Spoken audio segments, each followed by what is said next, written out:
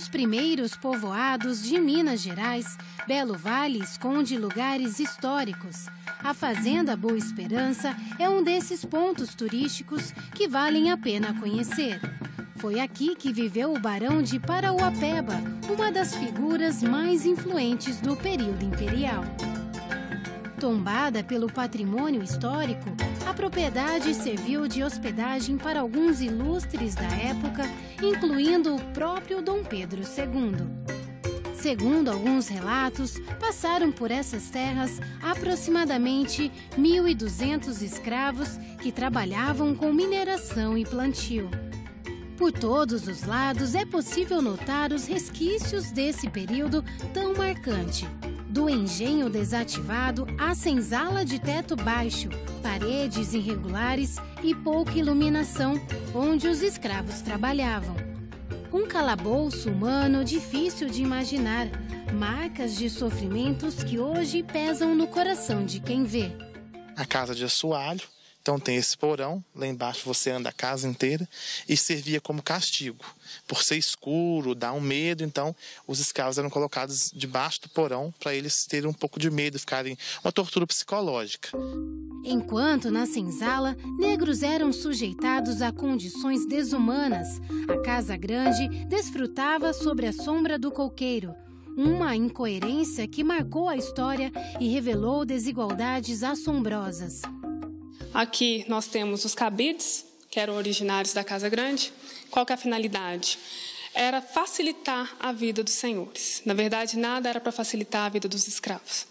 E esse cabide ele ficava normalmente localizado atrás das portas das salas, porque eram casas com muito cômodos. Então, se tivesse uma briga de um escravo ou um escravo que estivesse fugindo, o senhor ele tinha que estar perto. A gente fala que é o olho do dono que engorda o gado. Então, era a mesma coisa. A vigilância do dono era que fazia que o escravo trabalhasse e não tentasse fugir. Então, eles tinham que proteger a pele porque era característico. Quanto mais clara a sua pele, mais rico você é. Porque quem trabalha é escravo. Então, quanto mais escravo você tivesse, era característica de riqueza também.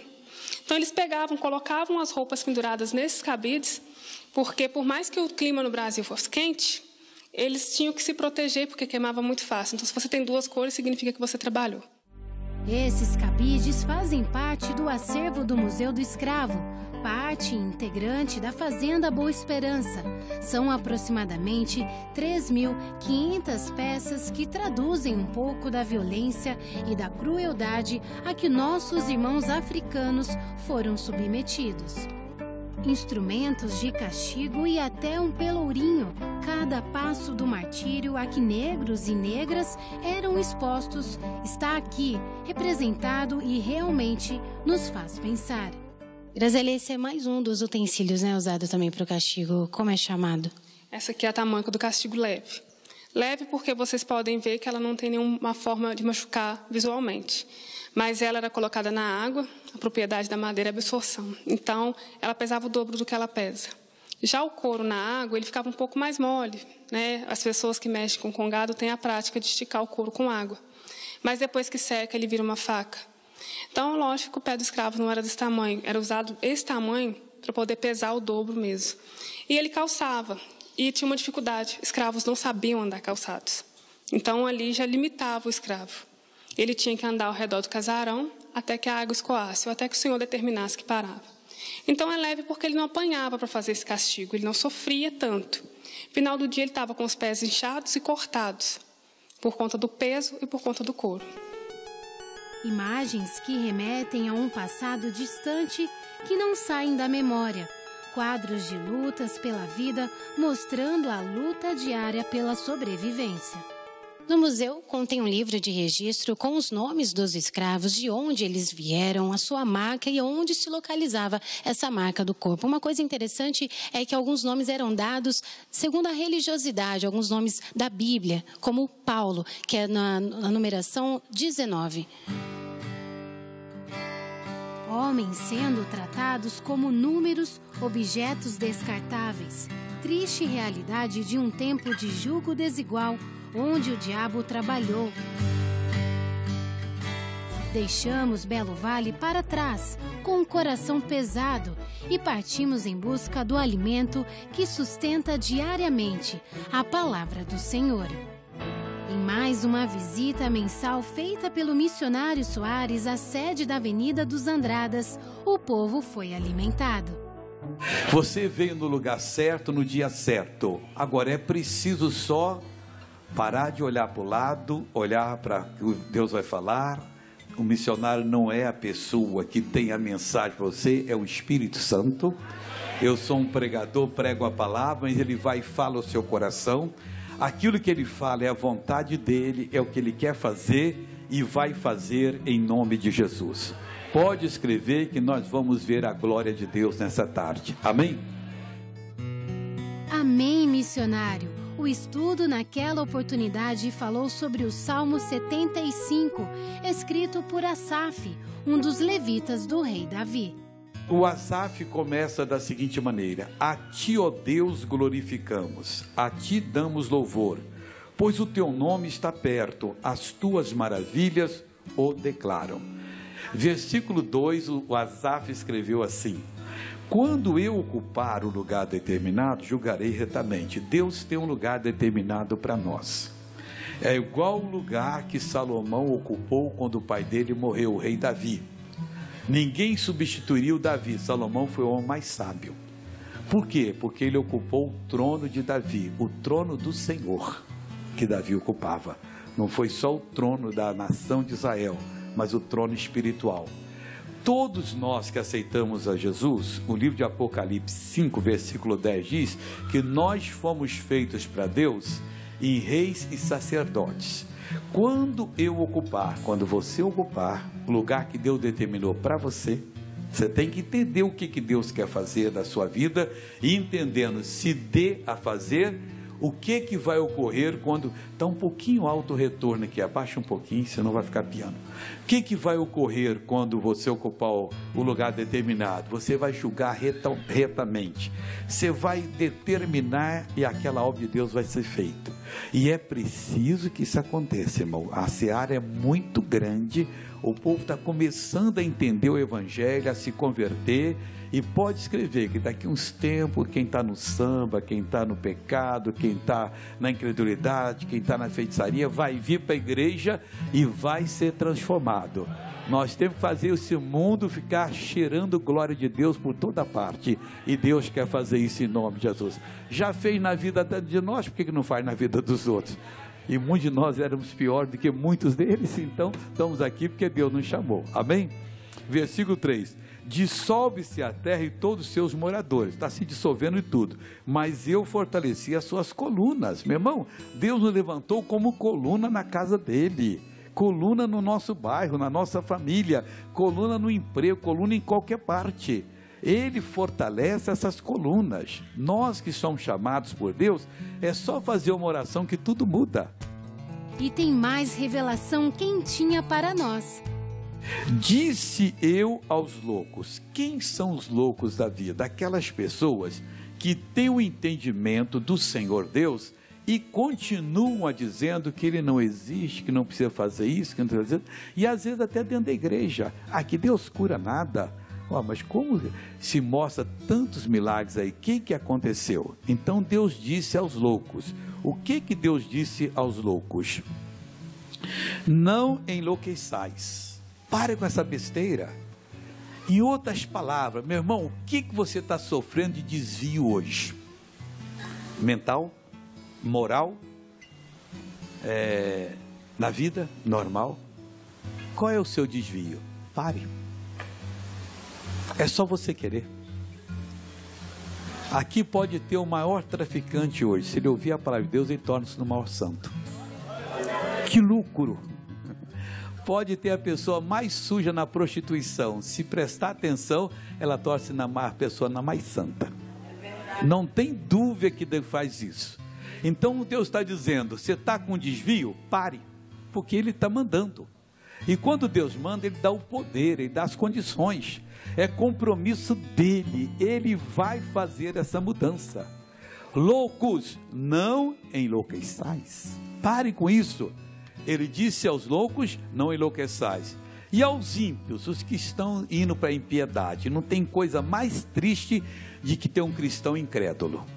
Ele diz que é cristão, que gosta de Jesus, mas não confia no Senhor. É uma pequena dor, já sai correndo igual louco, procurando quem pode dar um remédio para aquela dor. Claro que nós temos que buscar os médicos, mas por que não orar primeiro? Por que não se levantar? Está com um problema, empresta, mas por que pedir emprestado se a Bíblia diz a ninguém devais coisa alguma? A pessoa não quer nem saber do mandamento. Se você não sabia, fique sabendo. Deus proíbe que os filhos deles devam a outras pessoas. Está onde isso? Romanos 13:8. A ninguém devais coisa alguma. Mas a pessoa vai e pega. O que ela fez? Ela desprezou a palavra de Deus.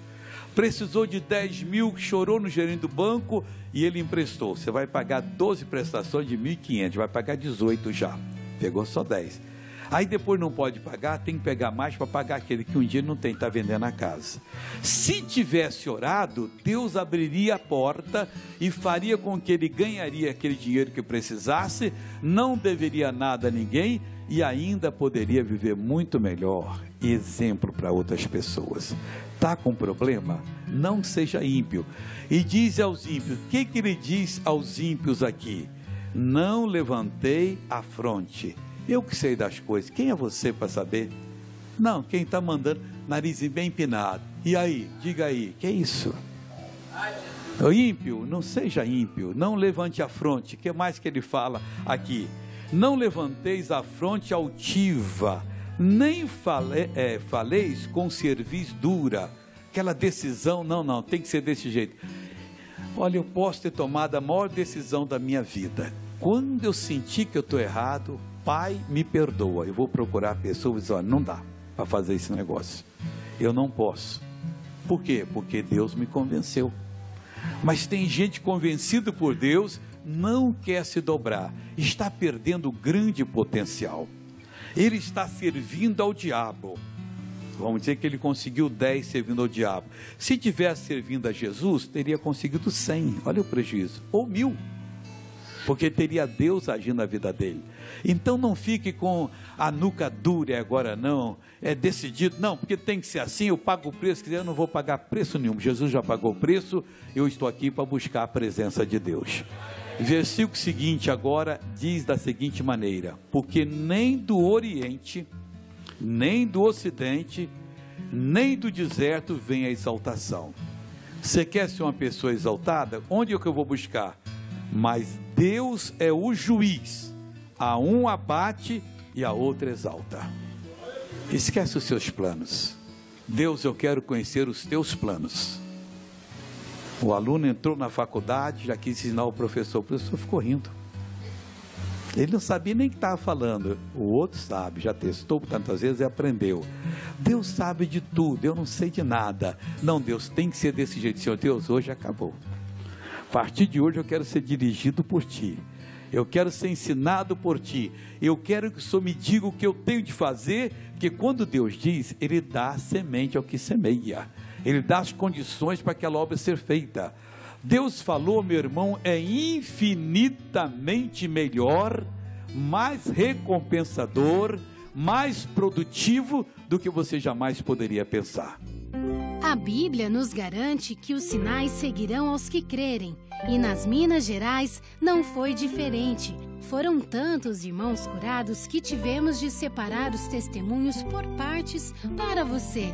Olha só a alegria do povo de Deus ao caminhar rumo à vitória no nome de Jesus. Dançando eu vou para Canaã. Eu vou. Dançando eu vou para Canaã. Eu vou. Dançando eu vou. Oh, glória a Deus. Para Canaã. Glória a Deus, dançando eu vou para Canaã. Oh, glória a Deus. A obra começa já na caminhada e muitos assinam um diploma de curados no altar. Seu Francisco, por que a muleta, a bengala? Porque tinha um fogo queimando os pés, uma dor no tornozelo, desgaste no joelho, uma dor no quadril e uma dor na coluna. Quanto tempo você estava usando ela? 2 anos mais ou menos. Imita como é que o senhor andava com ela. Assim. Põe ela no ombro agora, seu Francisco. Vai para casa, homem de Deus. Oh, glória a Deus. Francisca, por que essa bengala? É que eu dei AVC em 2016, né? Fiquei andando de cadeira de roda, depois fui fazer fisioterapia, as mãos aqui, o braço melhorou, mas a perna, fiquei sem força nela e é pesado. Tem hora que é um peso que eu não aguento quase levantá-la do chão. Agora deu até para me marchar. Deu para marchar. Mostra como é que você estava andando com ela. Tinha que pôr força aqui, ó. Força. Igualzinho. Faz de conta que não foi curado. Agora chega. Põe no ombro. Vai para casa. Como é que é? Ô, glória! Glória a Deus. Que bonito, pessoal. É o início de uma caminhada livre. Conheça essa senhora. O testemunho dela marca um tempo de milagres para a Igreja de Cristo. Quanto tempo vem isso? Tem muitos anos. Quantos? Que eu tenho mancando a perna já tem uns 10 anos, né? Agora que quebrou minha perna, eu estava com 7 anos de idade. 7 anos quebrou, aí começou. Deixa eu ver como é os ossos. Ah, ficou tudo assim. O que foi isso aqui? Isso é o reumatismo que quebrou, isso é os ossos. Ah, o reumatismo quebra os ossos? Quebra. Olha que coisa séria, pessoal.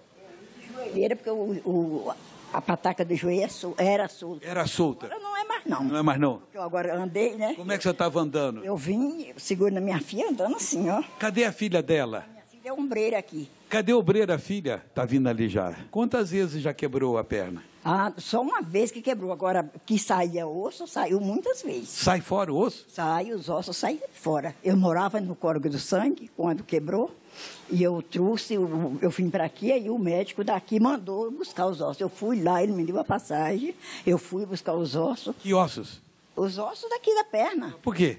Para ele fazer exame, porque ele achava que isso não era Quebrou e saiu? Quebrava e saía. Negócio sério, pessoal. Eu nunca vi falar disso não, quer dizer... Juntando os ossos... Às vezes, quando é feiura, a gente deixa e não quer saber mais, né, pessoal? Mas osso não pode. Aí eu trouxe, e aí fez exame, acusou que era reumatismo mesmo. Isso é verdade, mano? É verdade, ela sempre falou isso, que é verdade, ela sente muita dor. Desde os 7 anos de idade? Disse que ela, desde os 7 anos, que ela ficou até aleijada, sem andar um tempo. Aleijada? Aleijada como? Aleijada sem andar. Sem andar? Porque a perna, o joelho pegou na polpa, né? Negócio grande, hein, pessoal? Muitos anos. Olha que coisa. Aí depois... Como é que você estava andando? Mostra pra mim assim. Ela me trouxe assim. Imita. Assim. Era assim. Agora fala, minha filha, Jesus me curou. Minha filha, Jesus me curou. Não anda em nome de Jesus, irmã. Mostra que Jesus curou. Não põe a mão nela, não, irmão. Ô, irmão. O pessoal pensa que ela está precisando de ajuda. Oh, glória a Deus. A sua atitude de fé determina o que você conquistará daqui para frente. Domingo é o dia melhor para se vir à casa do Senhor. O pastor se consagra, ele tem um rebanho para alimentar, Deus sabe o que ele precisa falar, dá para ele, mas o membro domingo às vezes quer ir na casa do Zezinho, que é aniversário dele, quer fazer uma viagem, vai perder o pão que Deus está dando, mas vai ter um churrasco na casa do Zezinho. Churrasco é de quê? De carne. Aqui é churrasco de espírito, pessoal. Preparado, é unção de Deus, é o pão dos anjos. Jesus é o pão da vida e na oração nos conectamos diretamente com Ele.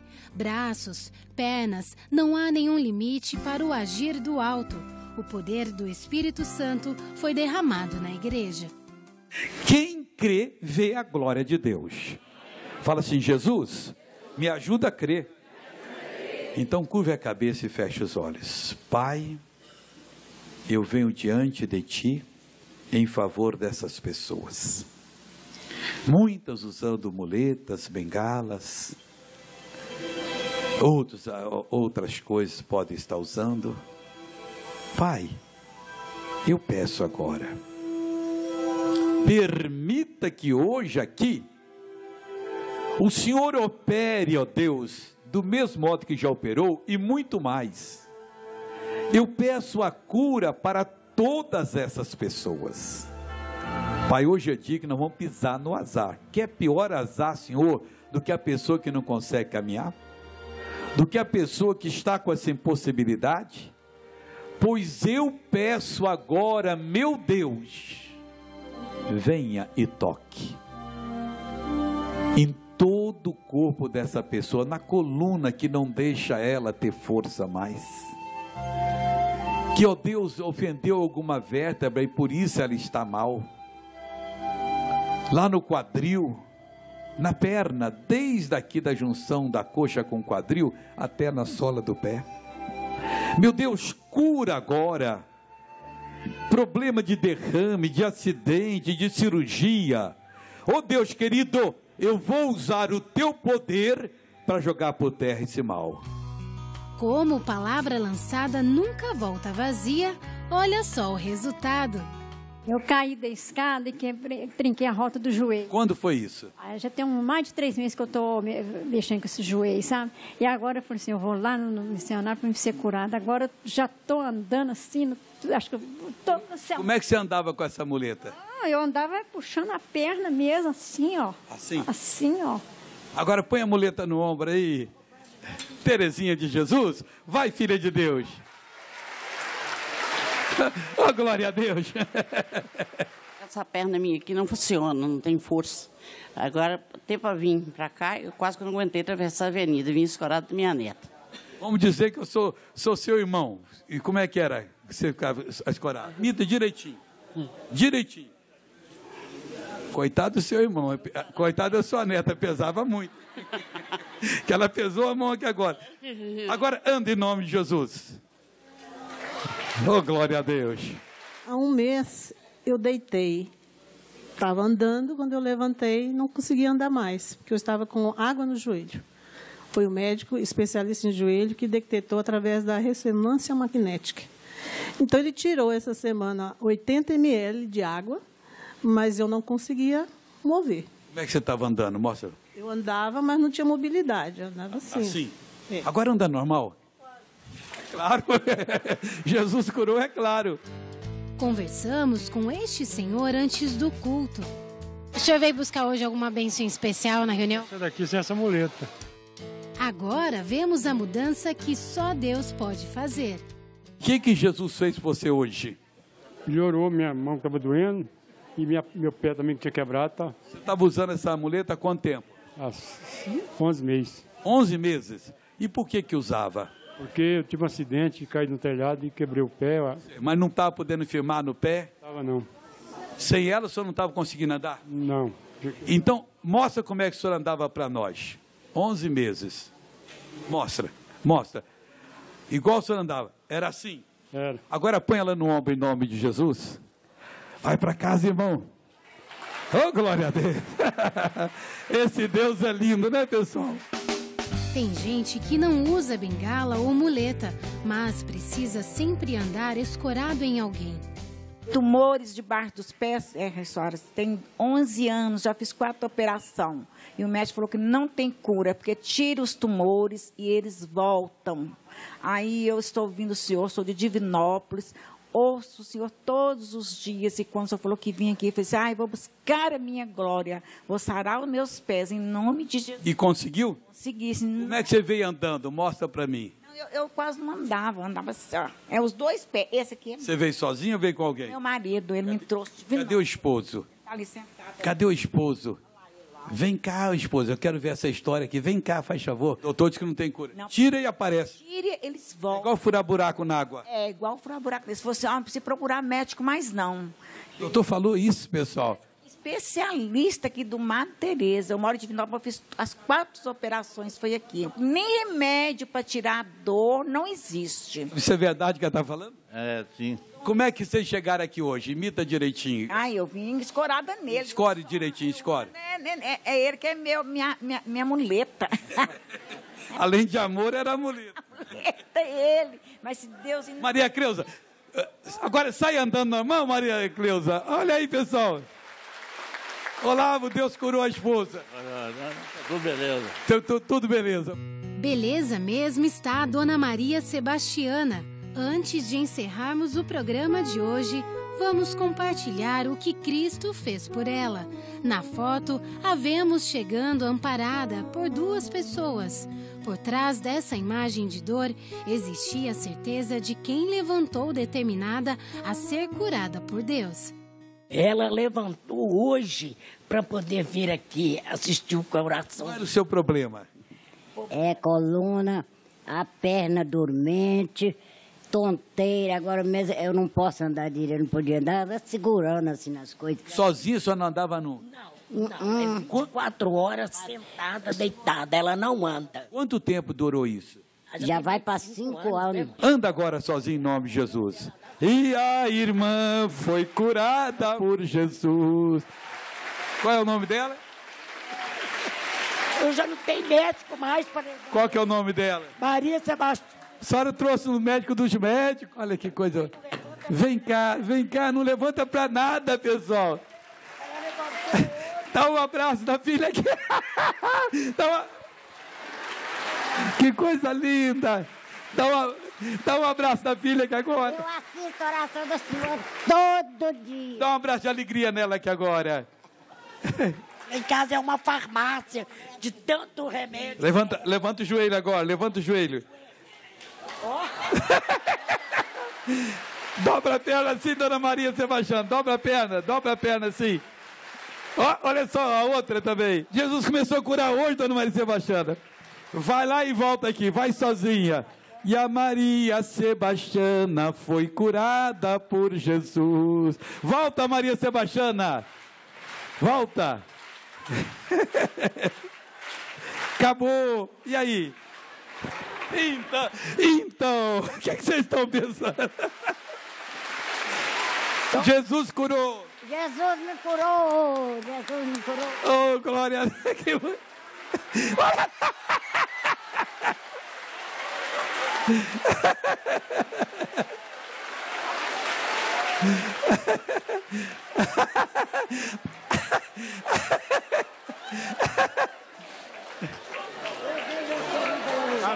Quem não levantar... Mas Jesus levantou, pessoal. Ela foi dizer ao Davi, eu vejo você cantando na televisão, olha que coisa linda. Tirou da cama, mas agora Jesus põe ela de pé. Pode ir agora, dona Maria Sebastiana, está curada. Vai. Jesus é lindo, né, pessoal? Vamos aplaudir o Senhor? E ela volta para o lugar toda alegre. Olha só. E a Maria Sebastiana está lá toda feliz. Já vai sozinha, Maria Sebastiana. Vai, filha de Deus. Quem te viu, quem te vê, hein, pessoal? Só Jesus. O senhor é muito lindo, Jesus.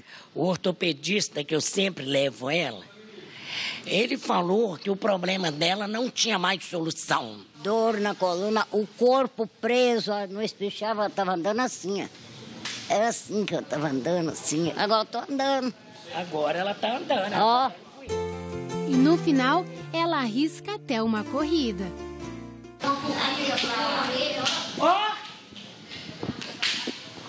Gente do céu! Para quem não estava levantando, eu fiquei admirada de ver. Agora que a senhora saiu da cama e está andando, não vai voltar mais a ficar deitada não, né? Não, de jeito nenhum. Não vou voltar mais não. Agora eu vou viajar, vou para as igrejas, todos os domingos eu vou. Jesus me curou. E todo joelho se dobrará, toda língua confessará que só Ele e apenas Ele é o Senhor.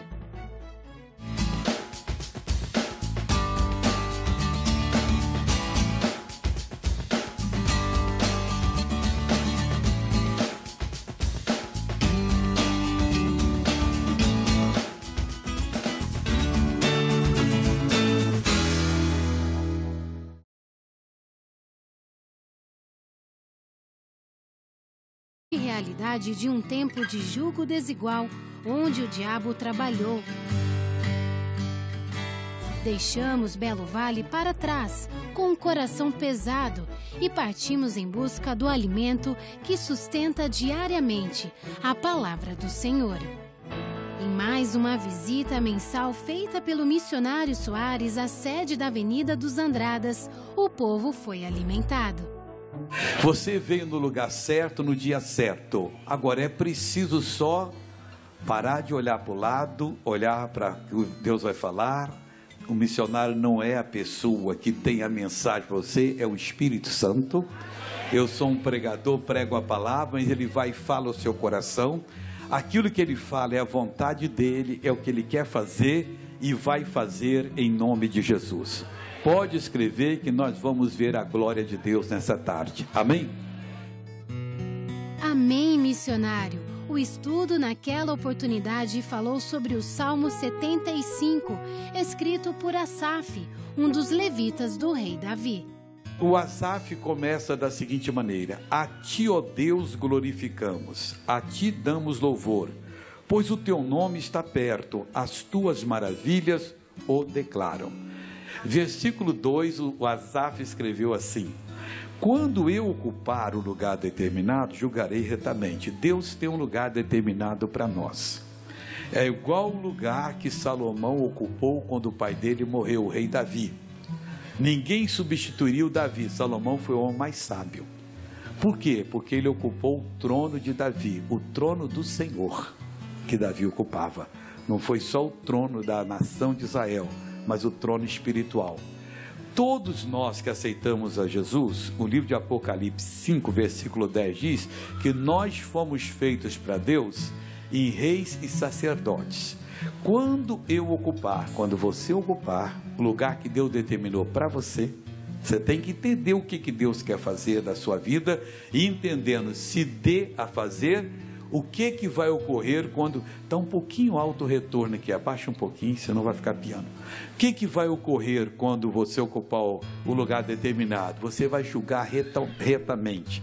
Quanto mais clara a sua pele, mais rico você é. Porque quem trabalha é escravo. Então, quanto mais escravo você tivesse, era característica de riqueza também. Então, eles pegavam, colocavam as roupas penduradas nesses cabides, porque por mais que o clima no Brasil fosse quente, eles tinham que se proteger, porque queimava muito fácil. Então, se você tem duas cores, significa que você trabalhou. Esses cabides fazem parte do acervo do Museu do Escravo, parte integrante da Fazenda Boa Esperança. São aproximadamente 3.500 peças que traduzem um pouco da violência e da crueldade a que nossos irmãos africanos foram submetidos.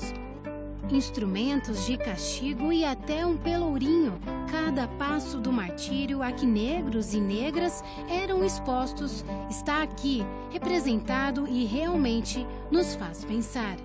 Graziela, esse é mais um dos utensílios, né, usado também para o castigo. Como é chamado? Essa aqui é a tamanca do castigo leve. Leve porque vocês podem ver que ela não tem nenhuma forma de machucar visualmente. Mas ela era colocada na água, a propriedade da madeira é a absorção. Então, ela pesava o dobro do que ela pesa. Já o couro na água, ele ficava um pouco mais mole, né? As pessoas que mexem com congado têm a prática de esticar o couro com água. Mas depois que seca, ele vira uma faca. Então, lógico que o pé do escravo não era desse tamanho, era usado esse tamanho para poder pesar o dobro mesmo. E ele calçava, e tinha uma dificuldade, escravos não sabiam andar calçados. Então, ali já limitava o escravo. Ele tinha que andar ao redor do casarão até que a água escoasse, ou até que o Senhor determinasse que parava. Então, é leve porque ele não apanhava para fazer esse castigo, ele não sofria tanto. No final do dia, ele estava com os pés inchados e cortados, por conta do peso e por conta do couro. Imagens que remetem a um passado distante que não saem da memória. Quadros de lutas pela vida, mostrando a luta diária pela sobrevivência. No museu contém um livro de registro com os nomes dos escravos, de onde eles vieram, a sua marca e onde se localizava essa marca do corpo. Uma coisa interessante é que alguns nomes eram dados segundo a religiosidade, alguns nomes da Bíblia, como Paulo, que é na numeração 19.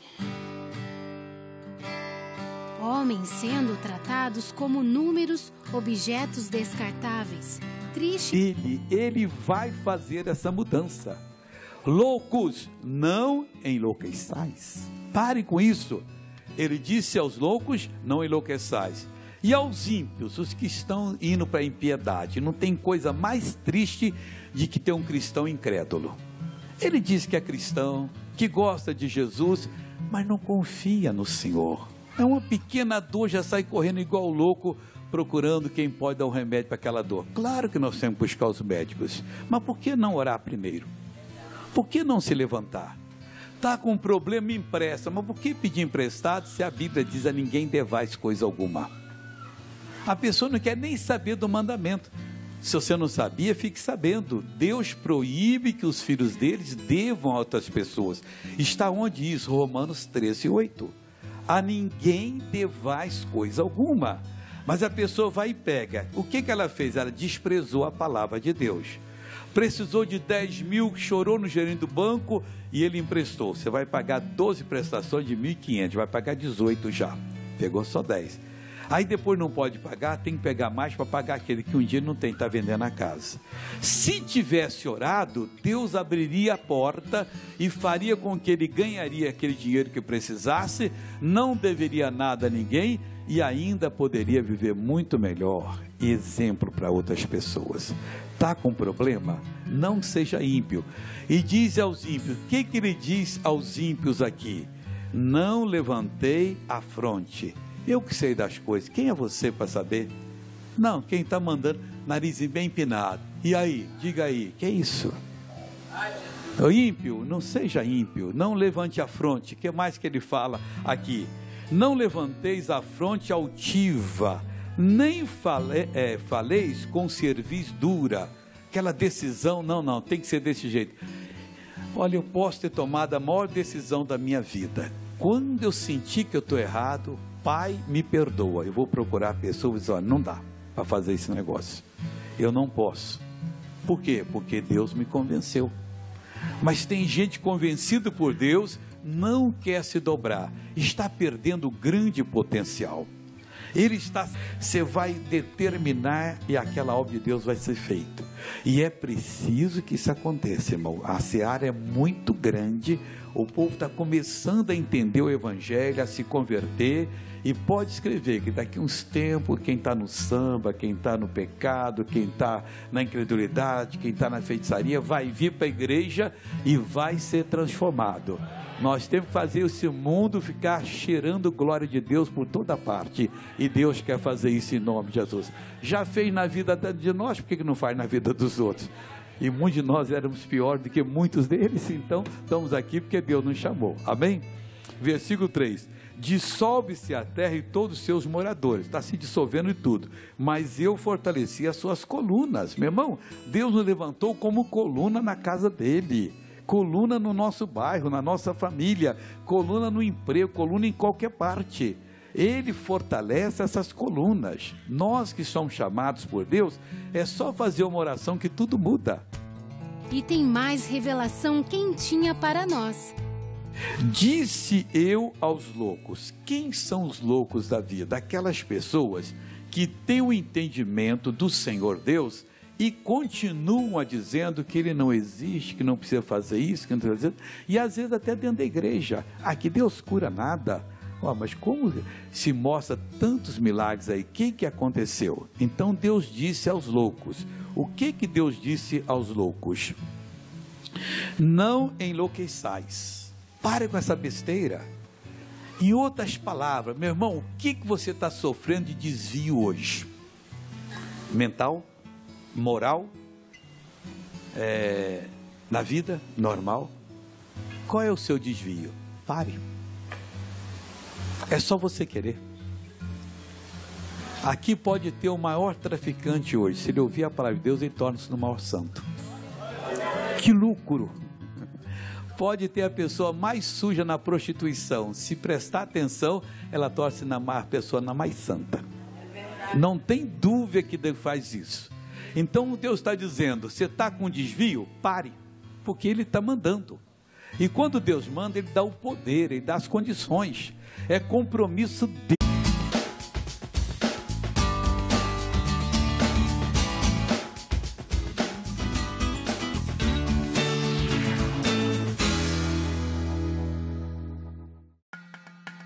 Um dos primeiros povoados de Minas Gerais, Belo Vale esconde lugares históricos. A Fazenda Boa Esperança é um desses pontos turísticos que valem a pena conhecer. Foi aqui que viveu o Barão de Parauapeba, uma das figuras mais influentes do período imperial. Tombada pelo patrimônio histórico, a propriedade serviu de hospedagem para alguns ilustres da época, incluindo o próprio Dom Pedro II.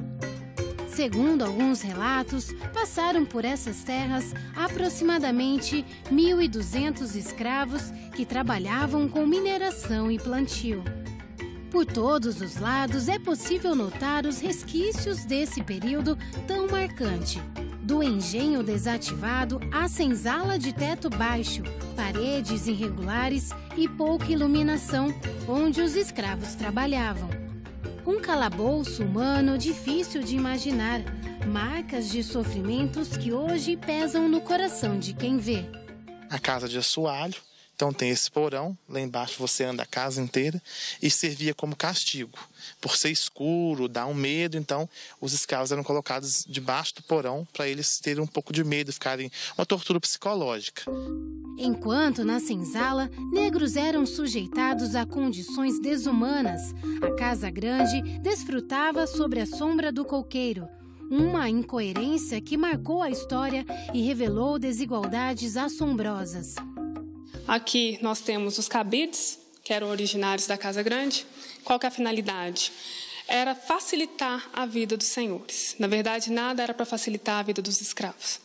E esse cabide ele ficava normalmente localizado atrás das portas, das salas, porque eram casas com muito cômodos. Então, se tivesse uma briga de um escravo ou um escravo que estivesse fugindo, o senhor ele tinha que estar perto. A gente fala que é o olho do dono que engorda o gado. Então, era a mesma coisa. A vigilância do dono era que fazia que o escravo trabalhasse e não tentasse fugir. Então, eles tinham que proteger a pele porque era característica